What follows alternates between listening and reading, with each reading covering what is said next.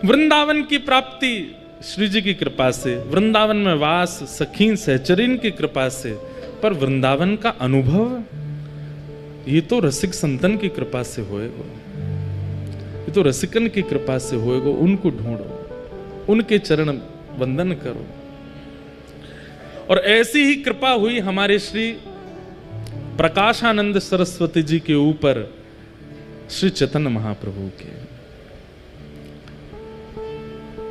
महाप्रभु चैतन्य अपने संन्यास वेश के बाद दक्षिण यात्रा पर गए थे, और दक्षिण में हमारी संप्रदाय की प्रथम पीठ श्रीरंगम तिरुचि में जो है, तिरुचिरापल्ली में, वहां महाप्रभु जी विराज रहे थे।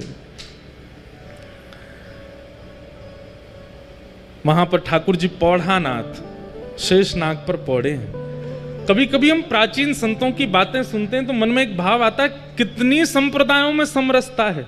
और आजकल देखो महाराज जी, आजकल लोग हमको ही डांटते हैं, आप श्री वैष्णव हो, आप हरिदासियों की बात क्यों करते हो मंच से, आप हरिवंशियों की बात क्यों करते हो, आप गौड़ियाओं की बात क्यों करते हो।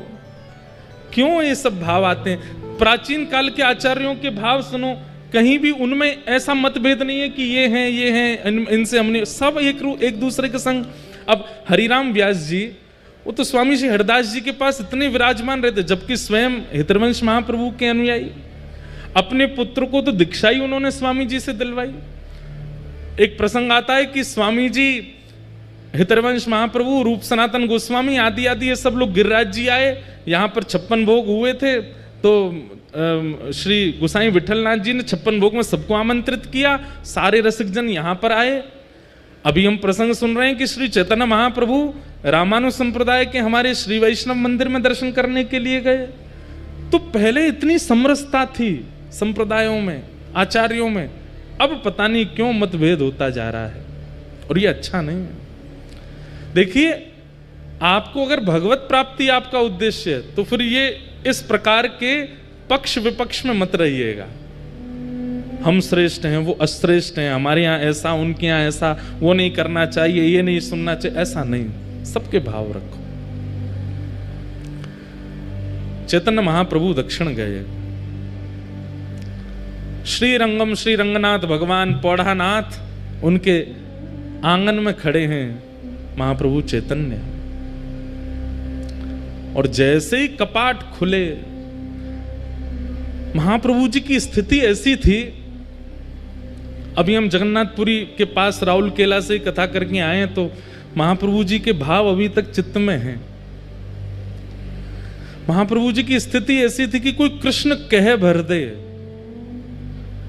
नेत्रों से अश्रु नहीं प्रकट होते थे। कहते हैं अश्रुओं की पिचकारी निकलती थी नेत्रों से, और वो जिस पे पड़ जाती थी उसके चित्त में भी कृष्ण प्रेम प्रकट हो जाता था। ऐसे महाप्रभु, सोचो उनकी दशा, जब वो मंदिर में जाते होंगे, ठाकुर जी को देखते होंगे, तो उनकी स्थिति क्या होती होगी। जैसे ही कपाट खुले श्री रंगनाथ भगवान के, चैतन्य महाप्रभु ने जैसे ही मुखमंडल का दर्शन किया, उत्ताल नृत्य करने लगे, भुजाएं उठा करके नृत्य कर रहे हैं, नाच रहे हैं, गा रहे हैं, आनंद उत्सव मना रहे हैं, नेत्रों से अश्रुपात। ये दो भावों का एक जगह दर्शन होता था। मुखमंडल पर तो विरह दिख रहा है, और शरीर की स्थिति परम आनंद की होती थी। यह है भक्ति का स्वरूप। कभी कभी मन में आता है कि जब ज्ञान आता है ना, तो बाहर दिखने लगता है कि ये ज्ञानी व्यक्ति है। अहंकार आता है तो अहंकार दिखने लग जाता, अहंकारी व्यक्ति है। कामी व्यक्ति का काम दिखने लग जाता है। भक्त की भक्ति क्यों नहीं निकल के आती है? उस भक्त की भक्ति उसके रोम रोम में प्रकट क्यों नहीं होती है, जैसे महाप्रभु जी की होती थी?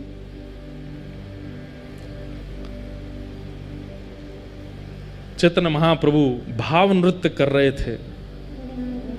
अब वहां कोई उनको कुछ समझ रहा है, कोई उनको कुछ समझ रहा है, लेकिन श्री रंगनाथ भगवान की आरती कर रहे श्री वेंकट भट्ट जी, गोपाल भट्ट जी के पिताजी, जिन्होंने श्री राधारमण लाल जी को प्रकट किया, ऐसे श्री गोपाल भट्ट जी के पिताजी श्री वेंकट भट्ट जी रंगनाथ प्रभु की आरती करने के बाद जैसे ही उन्होंने दर्शनार्थियों की ओर देखा प्रसाद वितरण के लिए, और दर्शनार्थियों में जैसी उनकी दृष्टि पड़ी श्री महाप्रभु चैतन्य पर, आप विश्वास नहीं करेंगे उनको क्या अनुभव हुआ।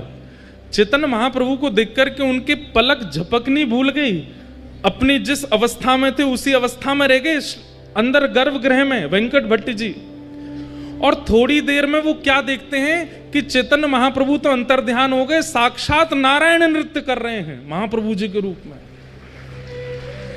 और वे अपने नेत्रों पर विश्वास नहीं कर पा रहे, अपनी आंख मीटते हैं, खोल के देखते हैं तो चैतन्य महाप्रभु हैं। और जैसे ही थोड़ी देर देखते हैं तो थोड़ी देर में ही गौर चैतन्य महाप्रभु श्याम हो जाते हैं, और मानो जैसे नारायण ही नृत्य कर रहे हैं।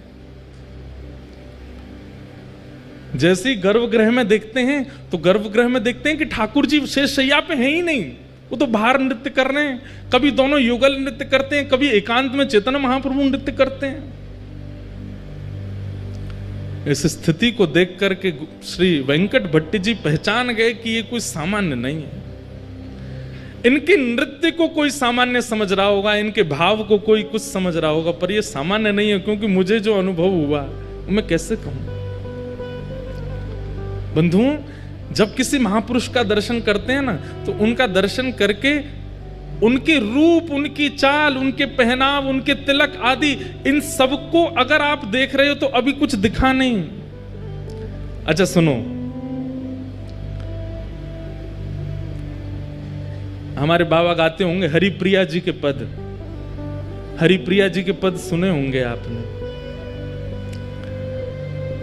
हरिप्रिया जी पुरुष थे, सब छोड़ करके गिरिराज जी आ गए। राधा कुंड में उनके गुरुदेव विराजमान रहते थे, तो अपने गुरुदेव को प्रणाम करके बोले मुझे आपसे गुरु दीक्षा लेनी है। तो महापुरुष बोले राधा कुंड पे बैठे बैठे, बताओ तुमको क्या दिख रहा है। तो हरिप्रिया जी, पहले उनका पूर्व नाम कुछ और था, बोले माथे पर सुंदर उर्दपुंड है, गले में तुलसी की माला है, अद्भुत वस्त्र पहने हैं, आसन पर गुरुदेव विराज रहे हैं, करुआ पास में रखा है, ठाकुर जी की सेवा पीछे हो रही है। गुरुदेव बोले दीक्षा नहीं देनी, जाओ। और सुनो, दीक्षा की इतनी तुमको भूख है, जाओ गिरिराज जी की परिक्रमा लगा के आओ। लेकिन उनको इतनी इच्छा थी दीक्षा की, चले गए गिरिराज जी की परिक्रमा लगाई। परिक्रमा लगा करके 5-6 घंटे में लौट करके राधा कुंड जैसे ही पहुंचे, चरणों में प्रणाम किया, बोले गुरुदेव परिक्रमा हो गई, अब दीक्षा दे दो। उन्होंने फिर वही प्रश्न किया, क्या दिख रहा है तुम्हें? कुछ दिख ही नहीं रहा था। बोले माथे पे उर्दपुंड है, गले में तुलसी माला है, नीचे वस्त्र पहने हैं, पीछे ठाकुर जी की सेवा है, बगल में राधा कुंड है, इधर श्याम कुंड है, आदि आदि। फिर से जाओ परिक्रमा लगा के आओ, एक और परिक्रमा लगाओ। निष्ठा इतनी थी उनकी कि थके हारे थे, लेकिन फिर से चले गए परिक्रमा में। अब की बार उनको 6 की जगह 9 घंटे लग गए परिक्रमा करते करते, पैरों में छाले पड़ गए। 2 परिक्रमा में ये हालत हो जाती है। बेचारे गिरते पड़ते जैसे तैसे आए, प्रणाम किया, गुरुदेव अब दीक्षा दे दो। पूछे अब क्या दिख रहा है तुम्हें? तो रोने लगे, बोलो मुझे कुछ नहीं दिख रहा, मुझे वही दिख रहा है, तिलक है, गले में कंठी माला है नीचे। बोले सुन, एक परिक्रमा और लगा के आ। तीसरी परिक्रमा की स्थिति कैसे बन जाएगी हमारे, जबकि गिरिराज जी में बाबा हैं, 3 परिक्रमा लगा में, लेकिन उनकी भाव दशा देख करके आप घबरा जाओगे। एक परिक्रमा में हमारी हालत खराब होती है। गुरुदेव बोले जाओ एक परिक्रमा और लगा के आओ। गुरु आज्ञा मान करके चले तो गए, लेकिन गुरु की आज्ञा पर संशय नहीं किया, गुरु की आज्ञा पर बिल्कुल विचार नहीं किया, अपने पैरों के फोड़ों पर, पैरों में छालों पर चिंता नहीं की। गुरु आज्ञा कर रहे हैं, कुछ तो होगा, निकल गए। तीसरी बार जैसे वो जाने लगे तो उनके गुरुदेव पीछे बैठे बैठे देख रहे थे, उनके चरण की ओर देखा, छाले पड़े हैं, स्थिति चलने की नहीं है, और मैंने परिक्रमा की आज्ञा दी है, 22 किलोमीटर लगा के आनी है, तब दीक्षा मिलेगी, और ये चल दिया। तुरंत मन में आ गया भाव, श्री जी यहाँ पे कृपा करो। अब जैसे ही वो गिरिराज जी की परिक्रमा में गए तो उनको पहले तो लोग दिख रहे थे, पहले तो माताएं दिख रही थी, पहले तो भाई लोग दिख रहे थे, अब लिख रहा है कि सब सहचरियां हैं, सब किसी के हाथ में चंवर है, किसी के हाथ में बीड़ा है, किसी के पास कुछ है, किसी के पास, सब अलग अलग दिख रहे हैं। साक्षात गिरिराज जी ऐसे लग रहे हैं मानो कोई निकुंज भवन है, या कि कोई अटारी पर कभी श्री जी आ रही हैं, कोई अटारी पर श्याम सुंदर आ रहे हैं, कभी कहीं से मोर बोल रहे हैं, कहीं कहीं वीणा बज रही है, कहीं पर बंशी बज रही है। अब पूरी दृष्टि ही बदल गई। 24 घंटे लगे उनको और वृंदावन में संपूर्ण ब्रज का दर्शन कर लिया, संपूर्ण निकुंज लीला का दर्शन कर लिया। लौट करके जैसे ही अपने गुरुदेव के पास आए, प्रणाम किया, बोले लाला अब क्या दिख रहा है? तो अपने गुरुदेव को देख के कहते हैं, एक सखी विराज रही है, सुंदर नथनी पहनी है, कानन में कुंडल है, नेत्रन में काजल लगे हैं, सुंदर चुनरी ओढ़ी है, पीछे दर्पण है, बहुत सुंदर मणि मंडित नीचे सब फर्श है, यहां श्याम कुंड है, यहां राधा कुंड है, और मेरे गुरुदेव की गोद में प्रिया प्रियतम दोनों विराजमान है। जैसे ये दर्शन हुए तब उनको स्वीकार किया और उनका नाम रखा है श्री हरि प्रिया। उनके बड़े पद रसिक जन गाते हैं, एक आध दिन हम भी गाएंगे कथा में, श्री हरि प्रिया। मैं क्या बताना चाह रहा हूं आपको कि ब्रज में रहने वाले रसिक महापुरुष अगर इनके मन में आ गई कि याकू ब्रज को अनुभव होना चाहिए तो हो जाएगा।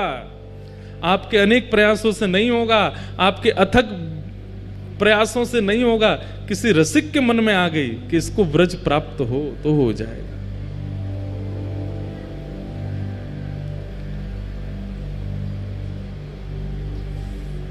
और उसके लिए उनका रूप, उनका श्रृंगार, उनका चंदन, उनका तिलक, उनके वस्त्र वो सामान्य नहीं दिखेंगे, उसमें कुछ अद्भुतता का अनुभव होगा। और जब तक वो अद्भुतता नहीं, जबरदस्ती की मत देखियो, कोई महापुरुष जा रहे हैं तुम जबरदस्ती ये तो देखो नथनी पहन के जा रहे हैं, कानन, जबरदस्ती नहीं देखना है। आपकी दृष्टि पड़ी और अपने आप दृष्टि में कुछ ऐसा भाव है, जरूरी नहीं सहचरी भाव में ही दिखें, किसी अन्य भाव में भी दिख सकते हैं। और तब तक वो भाव प्रकट नहीं होगा जब तक आपका साधन, आपका सेवा, आपकी रसिकन की संग ये सुदृढ़ नहीं होगी, तब तक ये दर्शन नहीं होगा। हम आप सब तो सही बताएं, जबरदस्ती बस आ गए वृंदावन में, हम लोगों को अनुभव है ही नहीं रहे होने की भी। गोपाल भट्ट जी के पिताजी वेंकट भट्ट जी ने महाप्रभु जी को देखा। श्री रंगनाथ भगवान की निज सेवा करने वाले वेंकट भट्ट जी बाहर आए और आकर के हाथ जोड़ के कहा, आप कौन हैं? मैं जब से आपको देख रहा हूं मेरे नेत्र आपसे हट नहीं रहे। आप में एक दैवी आकर्षण है जो मुझे खींच रहा है अपनी ओर। मैं नित्य नारायण की सेवा करता हूं, मेरा उनके प्रति जो ध्यान रहता है वैसा ध्यान मेरा आज तक किसी व्यक्ति विशेष के प्रति हो ही नहीं सकता, पर मुझे जैसी भावना उनमें लगती है वैसी आप में लग रही है। आप कौन है? तो महाप्रभु जी ने अपना परिचय दिया। बोले हम अभी विरक्त वेश में हो गए हैं और दक्षिण दर्शन करने के लिए आए हैं, तो यहां पहुंच गए। वेंकट भट्ट जी ने निवेदन किया, बोले कि आप बस एक कृपा कर दीजिए, क्या कहाँ रहेंगे यहाँ पर? कोई निवास स्थान? बोले अभी तो कुछ नहीं। बोले हमारे घर चलिए ना, वहीं विराजिएगा, हम पर कृपा कर देना। ये वृंदावन महिमामृत की रूपरेखा बता रहे हैं, कैसे निर्माण हुआ वृंदावन महिमामृत। चैतन्य महाप्रभु वेंकट भट्ट जी के घर गए। वेंकट भट्ट जी के सुपुत्र हैं श्री गोपाल भट्ट। भगवान की गुण मंजरी। महाप्रभु जी जैसे ही घर पहुंचे, उनकी पत्नी, उनके रिश्तेदार सबने महाप्रभु जी का दर्शन किया, लेकिन जैसे ही श्री गोपाल भट्ट जी ने दर्शन किया, गोपाल भट्ट जी तो मानो जैसे उनकी भी स्थिति ऐसी हो गई, पलक झपकना भूल गए, पैर धर कहीं रहे, जा कहीं रहे, देख करके अपने अपने अपने वश में अपना शरीर नहीं है, ऐसी स्थिति हो गई। मैं एक बात कहा करता हूं, आचार्य चरणों के सन्मुख जाकर के अगर आपको ये याद रहा कि मैं किस कारण से आया था, मुझे क्या पूछना था, मुझे क्या बताना था, इतनी सुध-बुध है तो समझो अभी कृपा ना भाई। विस्मृति हो जाए, भूल गए सब, तब समझो कि हां अब दर्शन भये महापुरुष के। भूल गए, प्रश्न याद नहीं आ रहा है, क्या सोच के आए थे भूल गए, लाए थे माला लेके आए थे, प्रसाद लेके आए थे, दक्षिणा पोशाक कुछ अर्पित करने, कुछ पता ही नहीं चल रहा है, उठा कुछ रहे हैं, धर कुछ रहे हैं, ऐसी स्थिति हो जाएगी। गोपाल भट्ट जी छोटे से हैं, अभी ज्यादा आयु नहीं है, लेकिन महाप्रभु जी को देख करके उनकी स्थिति ऐसी हो गई कि बस यही मेरे सब सर्वस्व है। इस सर्वस्व की भावना उनके प्रति प्रकट हो गई। महाप्रभु जी का एक वैष्णव भाव से जैसा सम्मान होना चाहिए, पूरे परिवार ने किया। माला पहनाई, चंदन लगाया, पोशाक उड़ाई, चरण धोए, सबने चरणामृत पिया। गोपाल भट्ट जी के मन में एक भावना आ गई, जब चरणामृत बांट रहे थे तो सबको थोड़ा थोड़ा ही दे रहे थे, मतलब जैसे एक ही बूंद गिरे, क्यों, जितना बच जाएगा सब मैं पी जाऊंगा।